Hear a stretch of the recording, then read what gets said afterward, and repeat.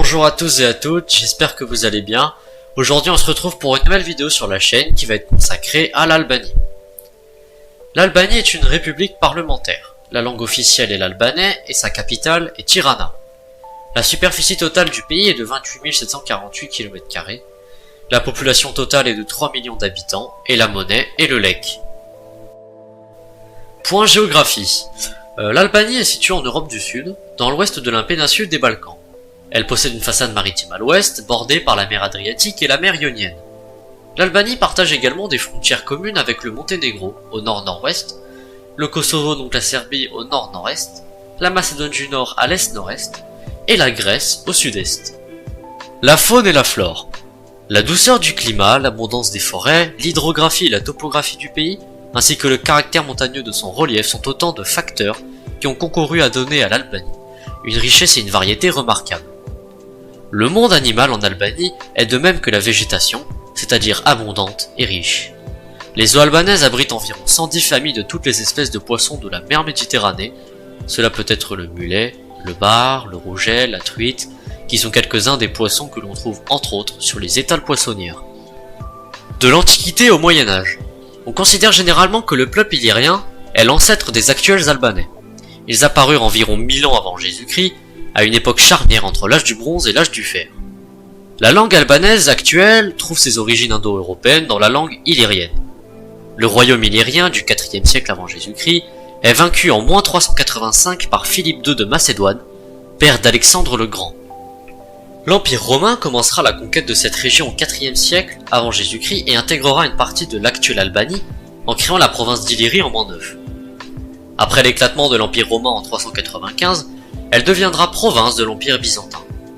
Suivront alors plusieurs vagues d'invasions barbares, que ce soit les Goths, les Huns, etc., et elle sera soumise au royaume de Bulgarie au 8e siècle. Les populations illyriennes autochtones se réfugient alors dans les montagnes. C'est sans doute à ce moment-là que la notion de peuple albanais commence à prendre forme.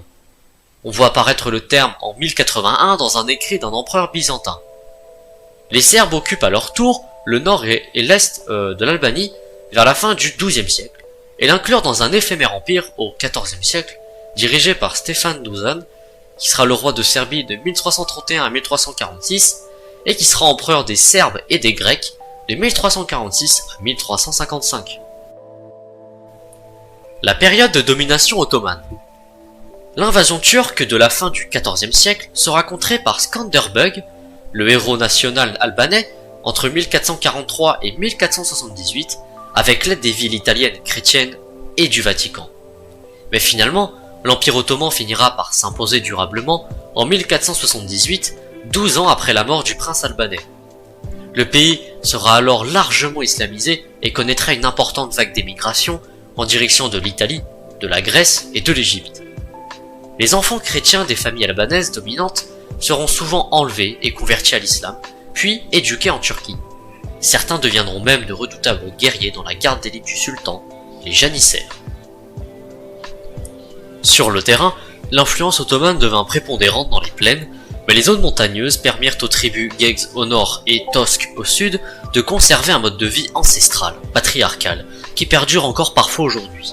Au fil des siècles d'occupation, le pouvoir central ottoman aura de plus en plus de difficultés à contrôler ces régions en bordure de l'empire.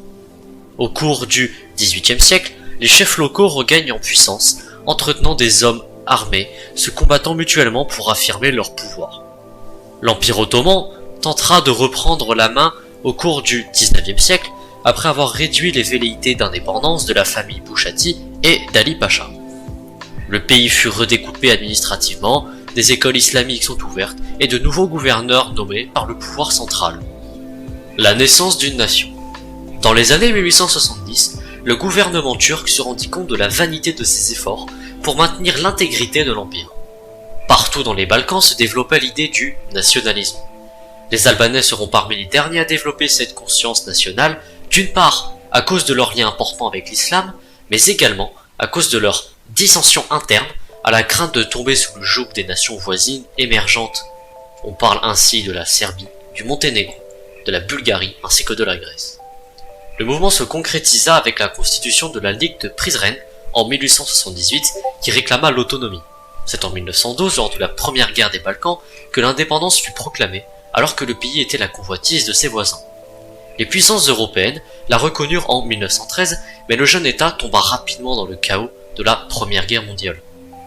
Il fut tour à tour occupé par la Grèce, l'Italie, la Serbie et le Monténégro, puis par les Austro-Hongrois et les Bulgares. L'entre-deux-guerres. L'indépendance de l'Albanie est internationalement reconnue par le traité de Tirana de 1919, notamment sous la pression des États-Unis, alors que certains États européens prévoyaient de diviser le pays entre ses voisins. L'Albanie recherche plutôt l'aide de la protection italienne comme bouclier contre l'appétit des autres États balkaniques. L'influence de l'Italie ne cesse de croître à cette époque. Ahmed Zog, un chef conservateur musulman, prend le pouvoir et se fait proclamer roi en 1928, mais l'Italie fasciste de Benito Mussolini envahit le pays en 1939 et le renverse. La Seconde Guerre mondiale et l'ère communiste. Commence alors une période d'occupation par les forces italiennes et allemandes. Pendant la Seconde Guerre mondiale, des mouvements de résistance s'organisent nationalistes et communistes avec le soutien de leur homologue yougoslave. Le leader communiste Enver Hoxha devient président d'une république populaire proclamée en 1946 et s'installe de fait en dictateur du pays. La politique qu'il suit est au départ d'inspiration stalinienne, rupture avec Tito en 1948 lorsque celui-ci prend ses distances avec l'URSS.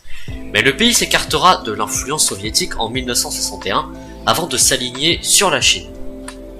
Finalement, les dirigeants choisiront la voie d'un isolationnisme complet à partir de 1978, cherchant à vivre en complète autarcie. Le pays s'enfonce encore davantage dans l'isolement, la répression, le retard technologique et économique. En 1980, l'ancien compagnon d'armes de Hoxha, Mehet Shehu, ne sera pas choisi pour succéder au dictateur dont la santé déclinait. Il sera retrouvé mort en 1981, suicidé, mais on soupçonne un assassinat politique. Sa famille et ses partisans furent démis de leurs fonctions politiques et Mehet Shehu fut accusé après sa mort d'avoir été un espion à la solde de pays étrangers. L'ouverture démocratique.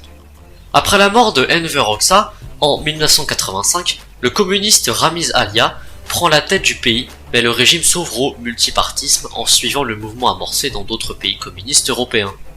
En 1992, le Parti démocrate albanais domine le parti de travailleurs de l'ancien dictateur et Sali Berisha devient le premier président démocratiquement élu.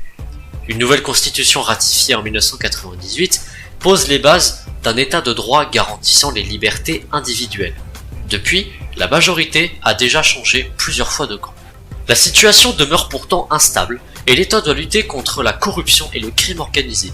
Les territoires septentrionaux, qui ont accueilli des centaines de milliers de réfugiés provenant du Kosovo, sont mal contrôlés par le gouvernement central.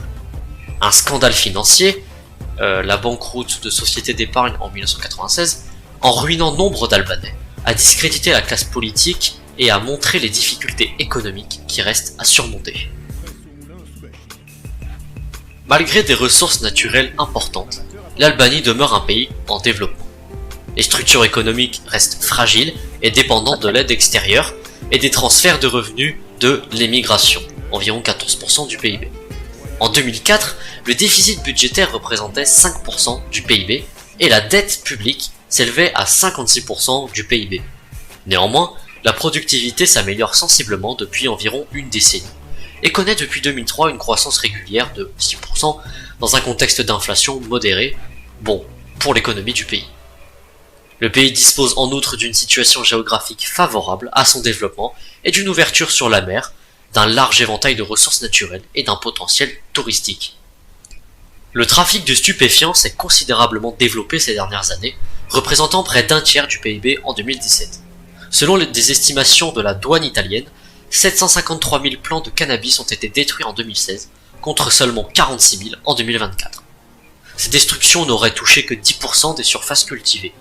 Des responsables politiques de premier plan et des hommes d'affaires sont mêlés à ce trafic. L'Albanie a déposé sa candidature d'adhésion à l'Union européenne le 28 avril 2009. Un statut de candidat officiel n'a été recommandé qu'en octobre 2012 en raison d'une démocratie non stabilisée et du non-respect de 12 points que l'Union jugeait indispensables avant de reconnaître ce statut. Lors du Conseil européen des 19 et 20 juin 2000, de Santa Maria da Feira, le statut de candidat potentiel est reconnu à l'Albanie, ce qui est le prélude à un accord de stabilisation et d'association entré en vigueur le 1er avril 2009 à une possible adhésion. Le 17 juillet 2013, l'ambassadeur de l'Union européenne en Albanie a déclaré que l'Albanie pourrait voir sa candidature reconnue en décembre 2013. En 2014, la Commission européenne confirme la recommandation d'accorder le statut de candidat à l'Union européenne à l'Albanie, qu'elle avait proposé dans son rapport annuel en 2013. Le 24 juin 2014, le Conseil Affaires Générales donne à son tour son accord sur le statut de candidat à l'Union européenne à l'Albanie. Cette décision est approuvée le 27 juin par le Conseil européen à Bruxelles. Le 17 avril 2018, la Commission recommande dans son rapport annuel l'ouverture des négociations d'adhésion en reconnaissance des efforts accomplis et afin d'accélérer les réformes dans le pays. Le 26 juin de la même année, le Conseil de l'Union européenne décide de l'ouverture des négociations d'adhésion en juin 2019 si les réformes continuent. Le 29 mai 2019 donc, la Commission européenne recommande l'ouverture des négociations d'adhésion avec l'Albanie et la Macédoine du Nord. Le 24 mars 2020, les ministres des Affaires étrangères des États membres de l'Union européenne donnent leur feu vert pour l'ouverture des négociations d'adhésion de l'Albanie et de la Macédoine du Nord. Aujourd'hui, l'Albanie est un pays en cours de développement qui cherche à obtenir son adhésion à l'Union européenne, ce qui serait important pour son économie.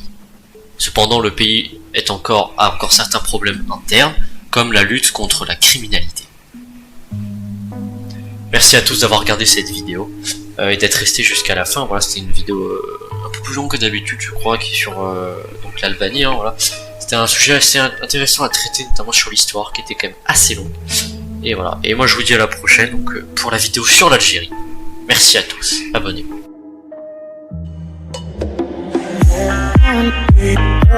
About